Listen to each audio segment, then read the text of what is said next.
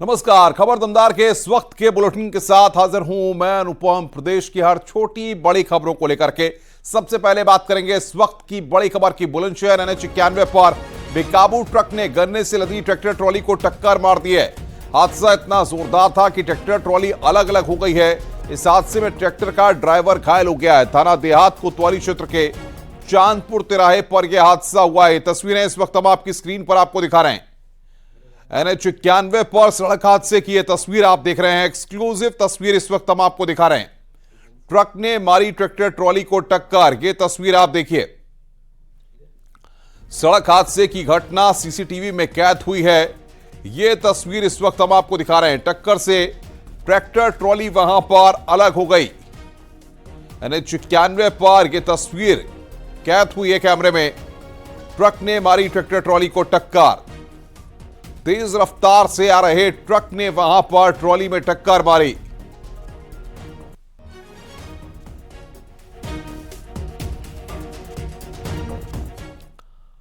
आगे बढ़ते हैं। ग्रेटर नोएडा में यमुना अथॉरिटी के निर्देशों पर बड़ी कार्रवाई की गई है। यमुना अथॉरिटी और जिला प्रशासन अलीगढ़ की टीम ने मिलकर अवैध प्लॉटिंग पर बुलडोजर चलाया है।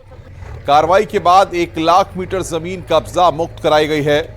बुलडोजर एक्शन के बाद करीब 100 करोड़ रुपए की जमीन कब्जा मुक्त कराई गई है। कार्रवाई के दौरान यमुना अथॉरिटी और जिला प्रशासन के अफसर मौजूद रहे। दरअसल ये पूरी कार्रवाई जेवर एयरपोर्ट से जुड़े इलाकों में अवैध प्लॉटिंग को लेकर की गई है।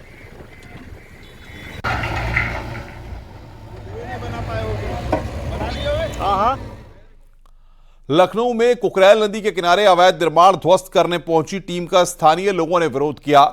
दरअसल स्थानीय लोगों का आरोप है कि टीम ने उनके घरों की बिजली और पानी का कनेक्शन भी काट दिया। इसके बाद स्थानीय लोगों ने प्रशासनिक टीम के साथ जमकर वहां पर नारेबाजी की। दरअसल लखनऊ प्रशासन ने 2 दिन में अवैध निर्माण खाली करने का निर्देश दिया है। 7 दिसंबर को प्रशासन कार्रवाई कर अवैध निर्माण हटाना शुरू करेगा। पहले चरण में 44 कब्जों पर बुलडोजर एक्शन किया जाएगा। राजधानी लखनऊ में LDA ने कई 100 मकानों को गिराए जाने की नोटिस दे दी है। वजह उसकी ये है कि लखनऊ में बहने वाले कुकरैल नाले को वजह बताया गया है। ये कुकरैल नाला मेरे ठीक पीछे है और ठीक थोड़ा सा जूम करेंगे कैमरा तो आपको खुर्रम नगर जाने वाला फ्लाईओवर दिखाई देगा। सरकार का दावा है कि ये सरकारी ज़मीन है और नाले के आसपास मकान नहीं बनाया जाना चाहिए था, लेकिन ठीक मेरे दाएं साइड में देखिए नाले पे मकान बना हुआ है। यानी कि ज़मीन की जो पैमाइश है, जो रेखा है, वो ये बताई जा रही है, सरकार दावा करती है। तो ऐसे में इन तमाम मकानों को इन्फोर्समेंट के लिए यहाँ पर LDA और नगर निगम की टीम आई है। लेकिन स्थानीय लोगों का ये कहना है कि बड़े स्तर पर गैर कानूनी तरीके से सरकार दबाव बनवा करके तमाम लोगों को नोटिस दे करके उनके घरों को खाली करवाना चाह रही है। फिलहाल LDA का दस्ता जब यहाँ पहुंचा इन मकानों को गिराने के लिए, और तो यहाँ पर लोग स्थानीय बहुत ज्यादा गुस्सा है और मकान गिराने की मना कर रहे हैं। अन्य लोगों का तर्क है कि सरकार जबरदस्ती यहाँ कार्रवाई कर रही है। क्या कहना है आपका? हम लोगों को जबरदस्ती साइन करवा रही है। सब कह रहे नहीं करोगे तो घर छोड़ के जाओ। सुबह से लाइट काटे हुए हम लोग, न घर में पानी न खाने को, सब परेशान। देख लीजिए आप सब कैसे रह रहे, सब रो रहे पूरे। कुछ खाना बना कल सुबह से लाइट काट के रखी हुई है। महिलाएं लगातार यहाँ पर विरोध कर रही हैं और मकान को गिराए जाने का विरोध कर रही हैं। अब देखने वाली बात होगी कि LDA और नगर निगम इस बीच का रास्ता क्या अख्तियार करती है। कैमरा पर्सन अनिल के साथ अलाउद्दीन, न्यूज़ 18 लखनऊ। पीलीभीत के टाइगर रिजर्व की महोफ रेंज में ग्रामीण का शव मिलने से लोगों में डर का माहौल है। उत्तराखंड सीमा पर खाकरा के जंगलों में ग्रामीण का शव मिला है। शुरुआती जांच में इसे किसी जानवर का हमला माना जा रहा है। पुलिस और वन विभाग की टीम ने मौके पर पहुंचकर पड़ताल की। शव को बुरी तरीके से नोचा गया था। अभी इसे बाघ का हमला माना जा रहा है।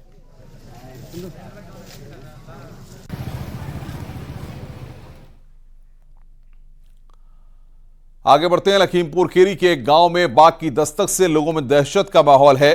स्थानीय ग्रामीणों ने गांव के गन्ने के खेतों में बाघ को घूमते हुए देखा, जिसके बाद से ही आसपास के इलाकों में डर का माहौल है। पुलिस और वन विभाग को इसकी खबर दी गई है। पूरा मामला इलाके के रकेहटी गांव का बताया जा रहा है।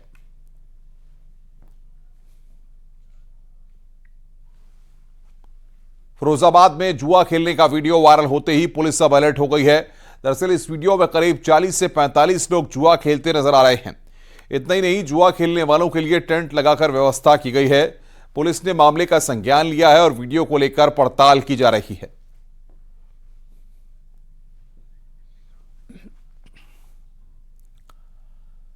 बिजनौर में जमीनी विवाद में एक ही परिवार के लोगों पर ताबड़तोड़ फायरिंग का मामला सामने आया है, जिसमें एक युवक की मौत हो गई जबकि पिता, मां और भाई गंभीर रूप से घायल हो गए। घटना बड़ापुर इलाके के कुआं खेड़ा गांव की है।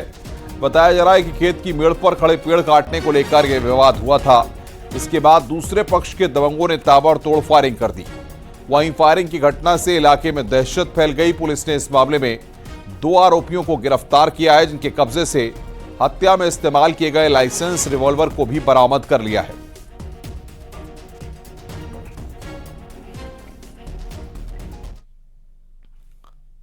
खबर संभल से है, जहां पर पुलिस ने बसपा नेता रमेश चंद्र बादशाह को गैंगस्टर मामले में गिरफ्तार किया है।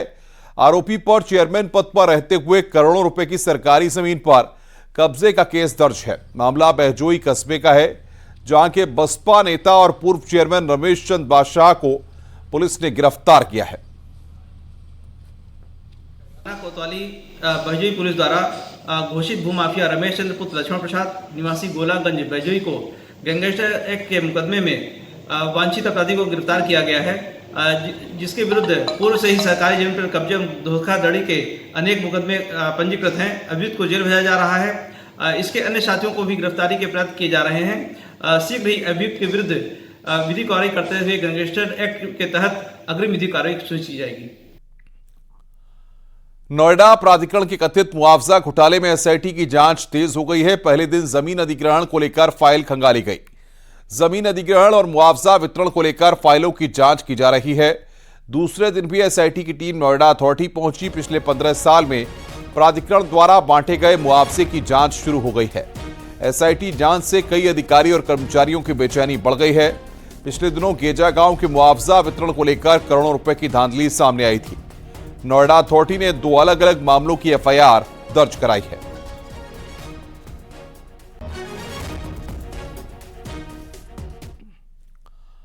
लखनऊ से खबर है, उत्तर प्रदेश में अब होगी स्थायी मदरसों की जांच। गैर मान्यता प्राप्त मदरसों के बाद स्थायी की जांच की जाएगी। स्थायी मदरसे वाले 4394 मदरसों की भी जांच होगी। सुविधाएं, भवन, शिक्षक, कर्मचारियों की भी जांच होगी। जांच की शुरुआत अनुदान प्राप्त 560 मदरसों से होगी। अल्पसंख्यक कल्याण विभाग ने 2 सदस्यीय कमेटी का गठन किया है। अनुदानित मदरसों की जांच कर रिपोर्ट 30 दिसंबर तक बोर्ड के रजिस्टर को उपलब्ध कराने के जारी किए गए निर्देश। इसके बाद स्थायी मान्यता वाले 3834 मदरसों की जांच 15 जनवरी से 30 मार्च तक की जाएगी।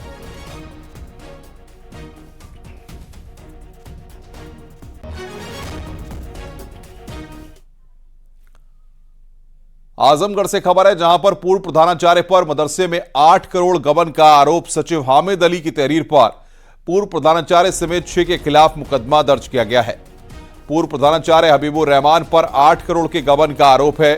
भूमि और भवन को दिखा कागज में हेराफेरी करने का आरोप। प्रबंध समिति ने आरोपी पूर्व प्रधानाचार्य को हटाकर मिसबाउद्दीन को बनाया मदरसे का नया प्रधानाचार्य। देवगांव कोतवाली क्षेत्र के जामिया फैज़े आम मदरसे का यह पूरा मामला है। जो प्रधानाध्यापक था एक कॉलेज का, जो मदरसा जामिया फैज़े आम के नाम से संचालित किया जा रहा था, इसके द्वारा विद्यालय और उसके भवन को अपना दिखा के करोड़ों का गबन करने का आरोप लगाया गया है। 8 करोड़ की धनराशि के गबन करने का आरोप लगाया गया है। इसकी विवेचना थाना देवगांव के द्वारा की जा रही है। संबंधित विभागों से भी इस संबंध में अगर कोई जांच हुई है, उसकी जांच आख्या प्राप्त करने के लिए निर्देशित किया गया है।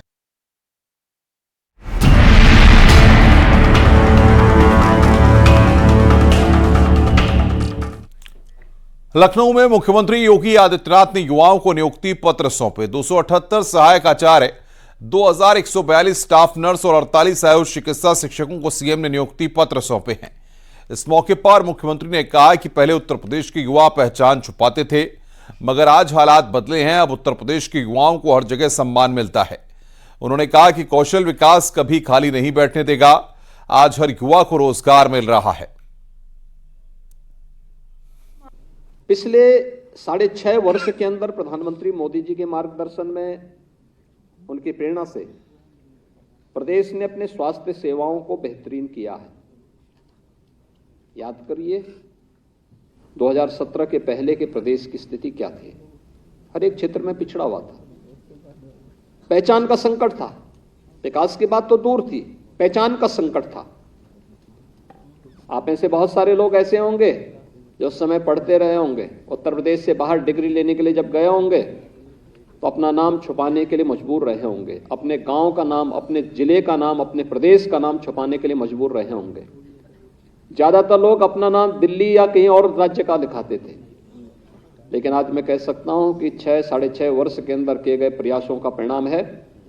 आज कोई उत्तर प्रदेश का नाम छुपाता नहीं है, जो नहीं भी होगा वही बोलता मैं उत्तर प्रदेश का रहने वाला हूं। जहां अच्छे प्रिंसिपल काम कर रहे हैं, समय देते हैं, एक एक गतिविधि पे नजर रखते हैं, वहां पे हमारे मेडिकल कॉलेज भी अच्छे चल रहे हैं, मरीज भी संतुष्ट होता है, कर्मचारी भी टीम भावना से वहां काम कर रहे हैं। और वहां पर जो व्यक्ति अपना ये प्रयास करता है वो स्वयं भी यशस्वी हो जाता है। लेकिन जहां पे लापरवाही होती है, टीम वर्क नहीं होता, व्यक्ति अपने तरीके से काम करता है, समय पे नहीं है, स्वयं आता है, किसी चीज पे ध्यान नहीं देता है, केवल एक औपचारिकता बना देता है, तो वह स्वयं तो गाली खाता ही है, हमें भी गाली खिलवा देता है। तो सबसे पहली बात तो ये है कि स्वयं गाली मत खाइए और हम लोगों को भी गाली मत खिलवाइए, ये जरूर ध्यान रखना। 22 जनवरी को प्रधानमंत्री नरेंद्र मोदी अयोध्या में भव्य राम मंदिर की प्राण प्रतिष्ठा के कार्यक्रम में शिरकत करने आएंगे। इसके लिए प्रधानमंत्री नरेंद्र मोदी का संसदीय क्षेत्र वाराणसी भी तैयार है। काशी से ब्राह्मण जहां पूजन कराएंगे तो विशिष्ट अतिथियों को भी न्योता दिया गया है। एक साथ काशी और अयोध्या घूमने और दर्शन करने की ख्वाहिश रखने वाले पर्यटकों और भक्तों के लिए भी अच्छी खबर है। काशी से अयोध्या के सफर को सरल सुगम बनाने की तैयारी चल रही है। भले ही ये सफर हवाई हो, रेल हो या सड़क मार्ग से हो, जल्द काशी से हेलीकॉप्टर की सुविधा अयोध्या के लिए शुरू की जाएगी। इसके लिए नमो घाट पर 3 हेलीपैड बनकर तैयार हो गए हैं, जिनमें 2 पक्के और 1 कच्चा इमरजेंसी हेलीपैड शामिल है। इसके अलावा बाबतपुर एयरपोर्ट से भी हेली सुविधा शुरू की जाएगी। एक नई वंदे भारत ट्रेन भी अयोध्या से काशी के बीच में चलाने की योजना है, जिसका प्रस्ताव मंत्रालय को भेजा गया है।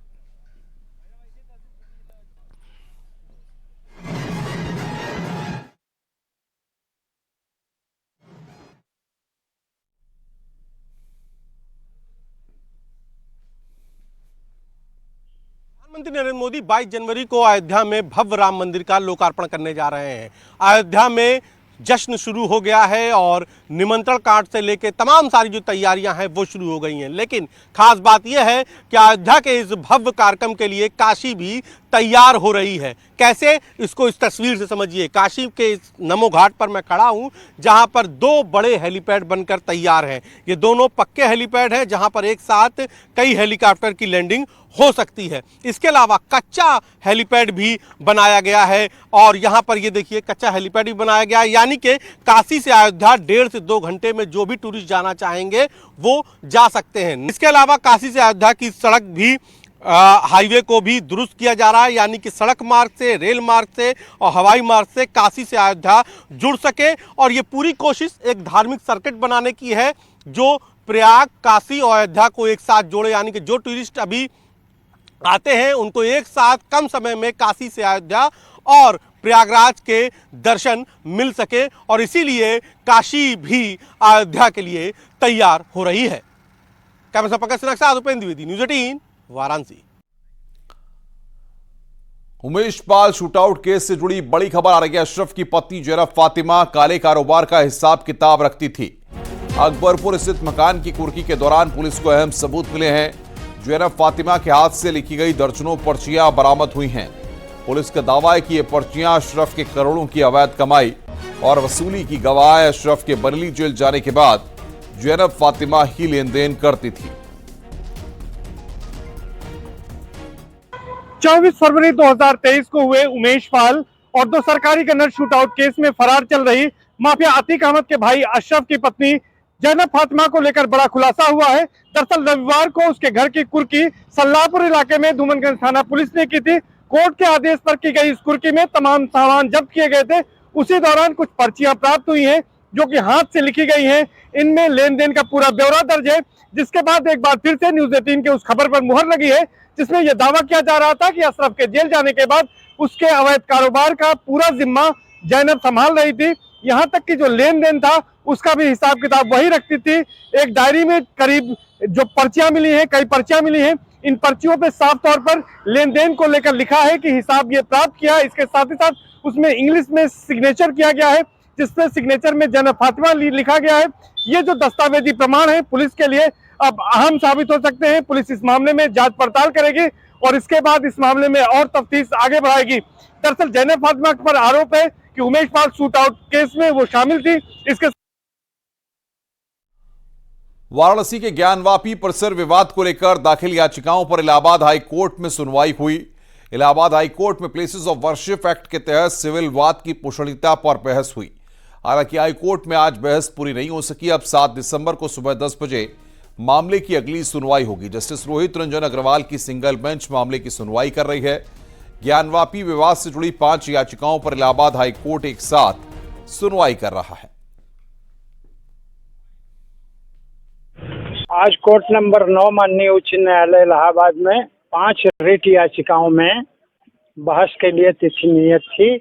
ये 5 रिट याचिकाएं, 2 रिट याचिकाएं सुन्नी सेंट्रल वक्फ बोर्ड लखनऊ के द्वारा और 3 रिट याचिकाएं अंजुमन इंतजामिया मसाजिद के द्वारा दाखिल की गई हैं। हिंदुओं के पक्ष में जो आदेश 2 न्यायालयों द्वारा जिला जज वाराणसी के न्यायालय से हुआ है, उसके विरुद्ध ये याचिकाएं दाखिल की गई हैं। आगे बढ़ते हैं। खबर झांसी से है। 3 दोस्तों ने अपने ही दोस्त से बदला लेने के लिए अपहरण कर लिया। इसके युवक की बेरहमी से पिटाई की गई और फिर हाथ पैर बांधकर युवक को बेहोशी की हालत में बेतवा नदी में फेंक दिया गया। पुलिस ने सनसनीखेज हत्याकांड का खुलासा कर दिया है। पुलिस ने मृतक के 3 हत्यारोपी दोस्तों को गिरफ्तार कर लिया है और जेल भेज दिया है। तीनों ने महज एक पुराने मामले में बेइज्जती का बदला लेने के लिए अपने ही दोस्त का कत्ल कर दिया।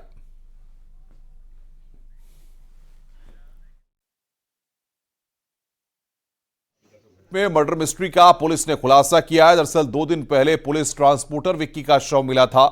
पुलिस ने मृतक के भाई को गिरफ्तार किया है। पुलिस के मुताबिक मृतक का अपनी भाभी के साथ अवैध संबंध था।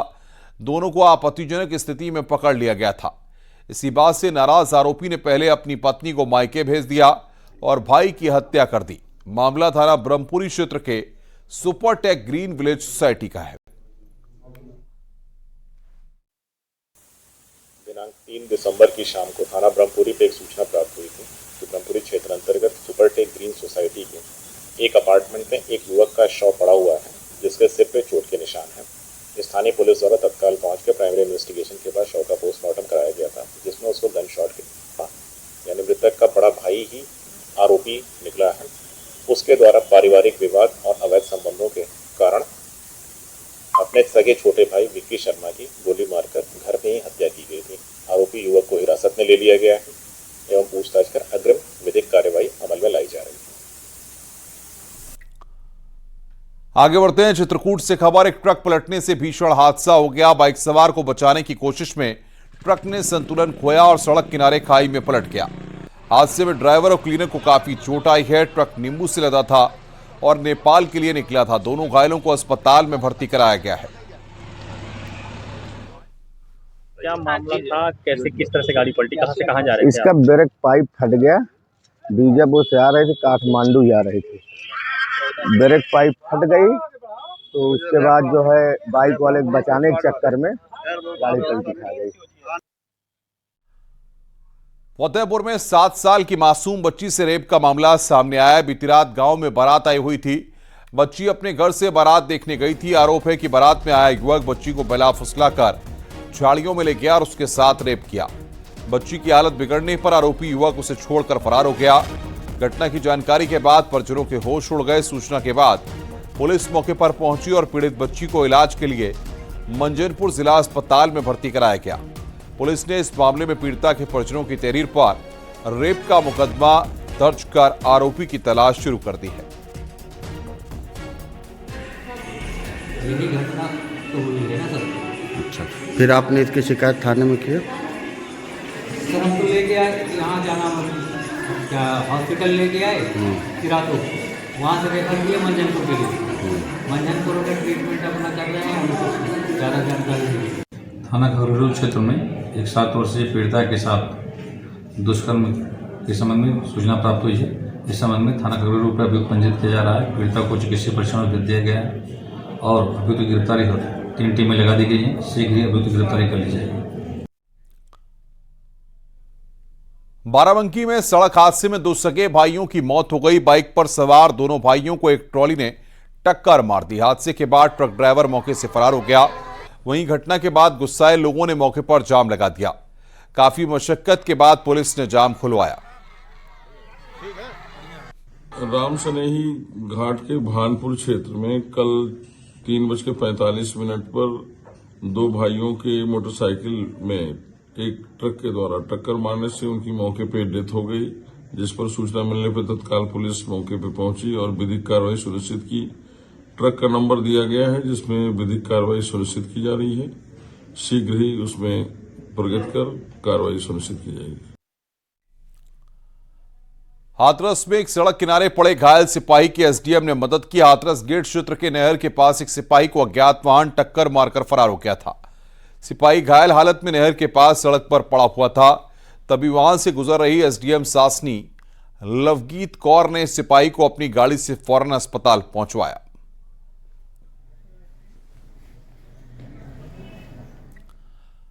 कौशाम्बी में 6 साल की मासूम बच्ची से रेप का मामला सामने आया। आरोप है कि गांव का ही एक रिटायर्ड कर्मचारी बच्ची को बेला फुसलाकर अपने घर ले गया और उसके साथ जबरन रेप किया।